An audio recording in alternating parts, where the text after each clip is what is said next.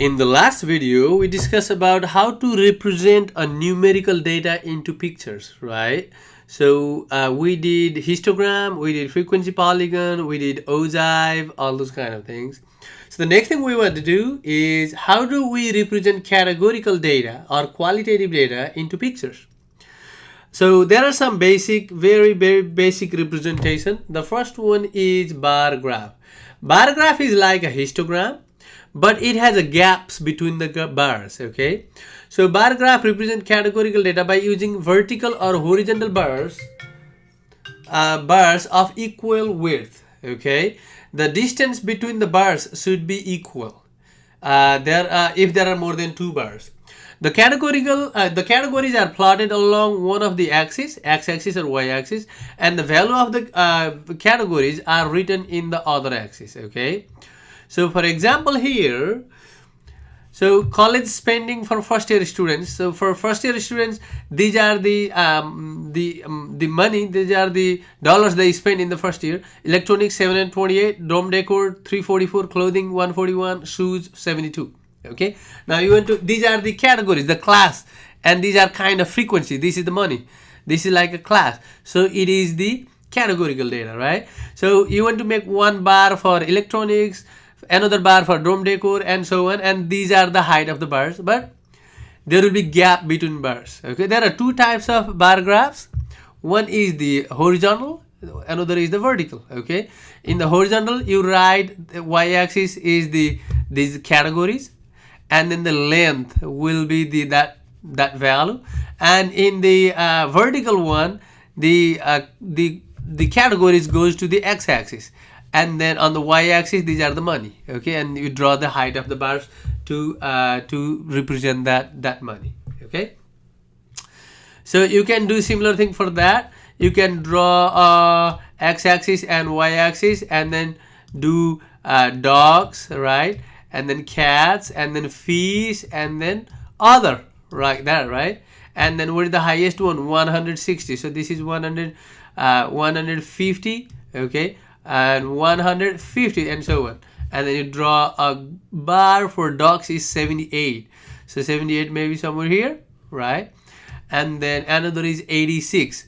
86 maybe somewhere here. Just you do the exactly same way, but the gaps between the bars must be the same in all of those. Okay, so like that. And then other is 53. Sorry, maybe somewhere here. You don't need that the 53. Just make sure that you have the equal width of the bars. Okay, the bars must have the equal width. This width and this width and this width must be equal, and the 53 is there somewhere. Okay, and then the gaps, these gaps between the bars must be the same as well. Okay, so multiple bar diagram or the multiple graphs have one category, and there are more than one data for each category. For example, on 1960 there are 15.3 for male and 12.3 for female. These are the percentage, or compares the number of never married males. These are the number of never married males or females in terms of, I think it is 1,000 or millions. I'm not sure about that because the data is not clear, but it is millions. Okay, now what do you do? In 1960 there were 15.3 millions male and 12.3 millions female. They are not married or never married. So you want to plot together for these 1960s. 1960, one height for male, another height for female. They are joined, but the gaps between the bars are the same. See, on 1980, 24.2 for male, 20.2 for female, and so on. Okay, you draw the multiple bar graph like that. The next one is the Pareto chart. Pareto chart has the it's like a histogram, but you draw in the decreasing order. Okay, first the highest one, because see which one is the highest one here. 92 is the highest. Second highest is the 79, right? And then 65, and then so on. So you need to draw the bars, but the bars are joined or the adjacent. Okay, they are joined each other, and then the highest goes first. So 92 is the juvenile, and then drug offense is the second highest and third highest, and then you draw the bars joined bars or the attached bars. Okay, that's what you do. You can do it by yourself here. Example 5. Next one is the time series graph. In the time series graph, what you do, you just plot the points. This is like X, this is like Y. Okay, 1970, 37. In 1970, 37 is there. Just draw a point there, or mark a point there. And then on 1980, 33, mark another point and another point. You don't have to write in the decreasing order here. Okay, just write whatever you have here and then join them. Join these points. Okay, that's what you do. That is called the time series plot. The next one is the pie graph. You can do it by yourself. Okay, the example 7. Next one is the pie graph. It is also the a popular way of representing the categorical data. So here the category is day shift, evening shift, and night shift, and these are the number of calls. At the day there are 2594 calls. At the evening there are 2800 calls. At the night there are 2436 calls. Okay. Now to find out the pie chart or the circular diagram, okay, so you draw a circle and then mark a center and then start a line, and then you need to find out the angle for each of those. How do I find out the angle or the degree? This is the formula. F is, these are the frequency, these over the total times 360. It will give you the angle. If I do that for the day, the angle will be 119, and you use the protractor here, the protractor, and measure that angle 119. This is for day. Okay, now to find out for the evening, you do exactly the same thing. 2800 divided by 7830 times 360 degree, and you put your protractor like this and then draw the line for 129 degree, and the remaining will be the oh, this is not the day, this is for the night. Okay, night. All right, and this is for night. So this is for day, this is for evening, and this is for night, and then you draw, just measure those angles for each of the category by using the protractor, and then you draw that.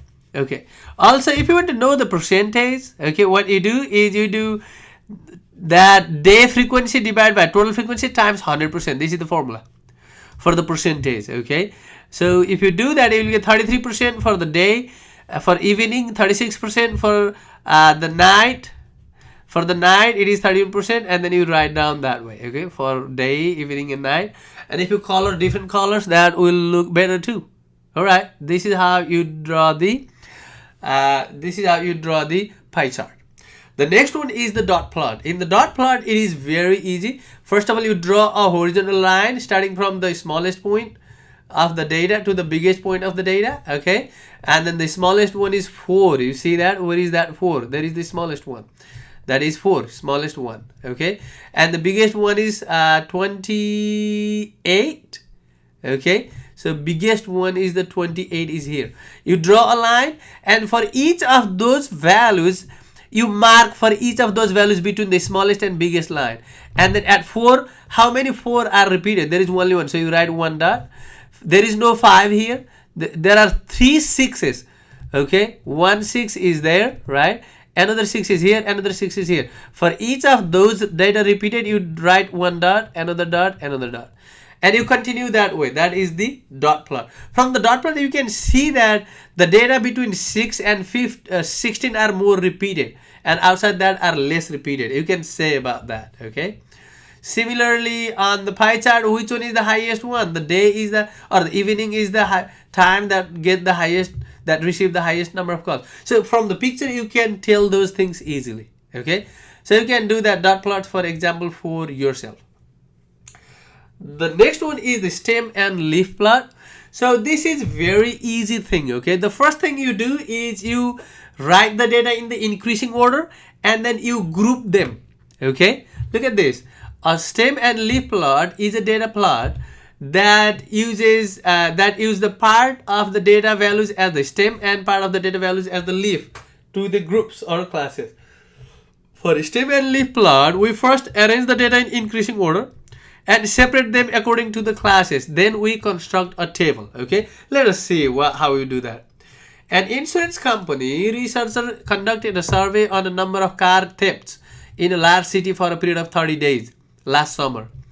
The raw data are shown. Construct a stem and leaf plot by using the classes. You need to use the 50 to 54, 55 to 59 disjoint class. Make the disjoint class from this data. So first you arrange the data in increasing order and group these data in one group. The first group is 52 through 54.